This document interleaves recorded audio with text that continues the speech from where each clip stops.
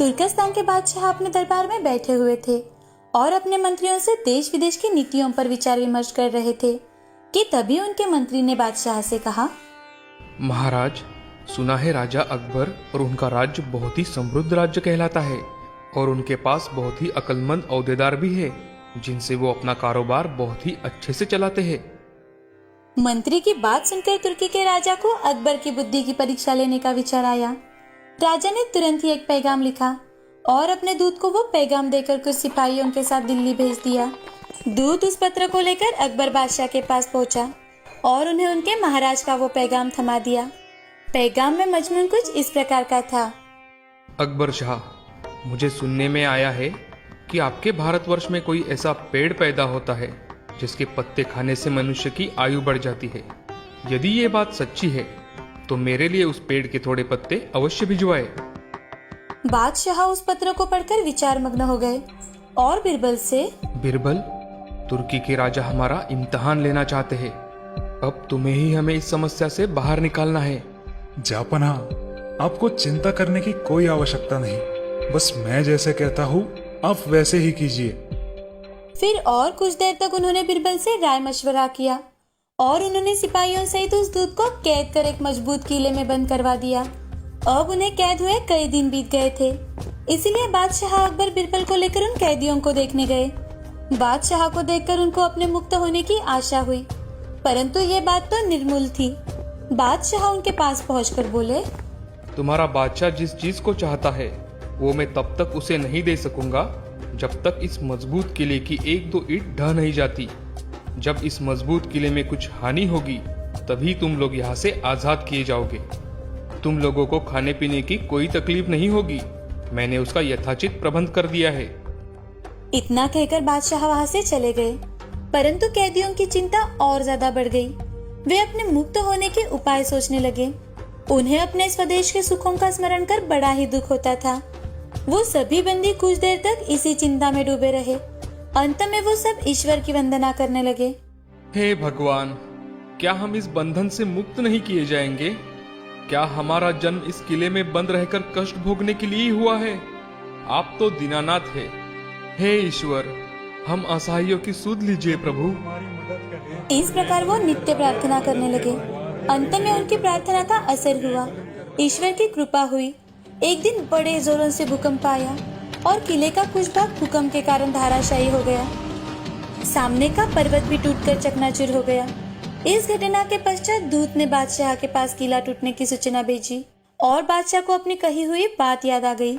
इसीलिए उन्होंने दूत को उसके सारे साथियों सहित दरबार में बुलाया और उनसे, आपको तो अपने बादशाह का आशय विदित होगा और अब उसका उत्तर भी शायद आपने समझ ही लिया है। यदि ना समझा हो तो सुनो, मैं उसे और भी स्पष्ट कर देता हूँ। देखो, तुम लोग गणना में केवल 100 हो और तुम्हारी आह से ऐसा मजबूत किला ढह गया। फिर जहाँ हजारों मनुष्य पर अत्याचार हो रहा हो वहां के बादशाह की आयु कैसे बढ़ेगी? उसकी तो आयु घटती ही चली जाएगी और लोगों की आह से उसका शीघ्र ही पतन हो जाएगा। हमारे राज्य में अत्याचार नहीं होता। गरीब प्रजा पर अत्याचार न करना और भली भांति पोषण करना ही आयुवर्धक वृक्ष है। जाओ, अब तुम सब आजाद हो। इस प्रकार समझा बुझाकर बादशाह ने उस दूत को अपने साथियों सहित स्वदेश लौट जाने की आज्ञा दी और उनका राह खर्च भी दिया। उन्होंने तुर्कस्तान में पहुंचकर ये सारी बातें अपने बादशाह को समझाई। अकबर की शिक्षा लेकर बादशाह दरबारियों सहित उनकी भूरी भूरी प्रशंसा करने लगा। श्यामनगर गांव में एक आकाश और सरिता नाम के दाम्पत्य रहा करते थे। आकाश छोटे मोटे काम करके अपने घर का गुजारा किया करता था। एक दिन आकाश और सरिता के घर में मेहमान आने वाले थे, तो उसने बहुत ही अच्छे पकवान बनाए और उनका अच्छे से स्वागत करके उनको खाना खिलाया। सरिता के हाथ का खाना खाकर एक बूढ़ी दादी, बेटा आकाश, तुम्हारी पत्नी की हाथों में तो साक्षात देवी अन्नपूर्णा है। हाँ दादी, वो तो सच बात है। सरिता की तारीफ कर शाम के समय सभी मेहमान अपने अपने घर चले जाते हैं। ऐसे ही कुछ दिन बीत जाते हैं। अब आकाश को पैसों की बहुत ही समस्या होने लगी थी और इसी कारण वो घर में सारा गुस्सा निकलता था। तो एक दिन सरिता आकाश से, अजी, आपको कोई परेशानी है क्या? कुछ दिनों से देख रही हूँ आप बड़े चिंतित लग रहे हो। सरिता, हमारे घर खर्चे के लिए पैसे कम पड़ रहे हैं और उसमें माँ पिताजी का फोन आ गया था उन्हें भी पैसे चाहिए। अब तुम ही बताओ, मैं इतने सारे पैसे कहाँ से लाऊं? क्यों ना हम कोई ढाबा किराए पर ले, उससे हमें थोड़ा सहारा भी मिल जाएगा। मेरे पास थोड़े पैसे है, वो हमें काम आ जाएंगे। ठीक है। 2-3 दिनों तक ढूंढने के बाद आकाश को एक बंद पड़ा हुआ ढाबा दिखाई देता है, जिसे वो किराए पर ले लेता है। अब आकाश और सरिता दोनों मिलकर उस ढाबे की साफ सफाई करते हैं और अगले ही दिन से ढाबे पर खाना बनाना शुरू कर देते हैं। सरिता ने आज बहुत ही स्वादिष्ट खाना बनाया था। उस खाने की खुशबू सुन ग्राहक उसके ढाबे पर आने लगे। अब 3 आदमी ढाबे पर आते हैं और वो आकाश से, अरे भाई, चिकन तंदूरी है क्या? हाँ हाँ है ना भैया, 1 प्लेट लाऊं आपके लिए?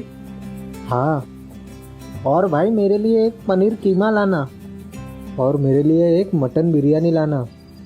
ठीक है, 10 मिनट में लेकर आता हूँ। आकाश ऑर्डर लेकर किचन में चला जाता है और सरिता को ऑर्डर बताता है। सरिता झट से तीनों की प्लेट तैयार करती है। आकाश ऑर्डर टेबल पर लगाता है और वहीं पर पास में खड़ा रह जाता है। जब उन लोगों ने खाना चखा तो सभी को वो खाना बहुत ज्यादा पसंद आया। तो दूसरा आदमी आकाश से, भैया खाना तो बहुत ही लाजवाब है, मैंने इतना टेस्टी खाना आज तक कभी नहीं खाया। धन्यवाद भैया। धीरे धीरे ढाबे पर आने वाले लोगों की संख्या बढ़ जाती है और लोग खाना खाने के बाद उसकी बहुत ज्यादा तारीफ किया करते थे। ये देख पड़ोस का रामू ढाबे वाले को बहुत जलन हुआ करती थी। उसका ढाबा आकाश के ढाबे के पहले खोला गया था, लेकिन फिर भी आकाश के ढाबे के मुकाबले वो कम चलता था। ये देख वह दिल मिला जाता है। एक दिन रामू के मन में विचार आता है और रामू खुद से, क्यों ना मैं इस आकाश को सबक सिखाऊं, इसका ढाबा ही मैं जला देता हूँ। ऐसा मन ही मन सोचकर वो खुश हो जा रहा था। अब अगले दिन आकाश को ढाबे पर थोड़ा कलरिंग का काम करवाना था, इसीलिए वो आज ढाबे पर ही रुका था। तभी रामू वहां आकर ढाबे के पीछे से आग लगा देता है। थोड़ी ही देर बाद ढाबा धू धू कर जल उठता है। तो आस पड़ोस के सभी लोग उसे देख डर जाते हैं और पानी से आग बुझाने की कोशिश करने लगते हैं। अंदर आकाश अकेले ही काम कर रहा था। जैसे ही उसे धुआं दिखाई दिया वो बाहर आने की कोशिश करने लगा, लेकिन ढाबे से निकलते वक्त वो जख्मी हो गया और ये सब सरिता बाहर से देख रही थी। आकाश की ये हालत देख वो फूट फूट कर रो रही थी।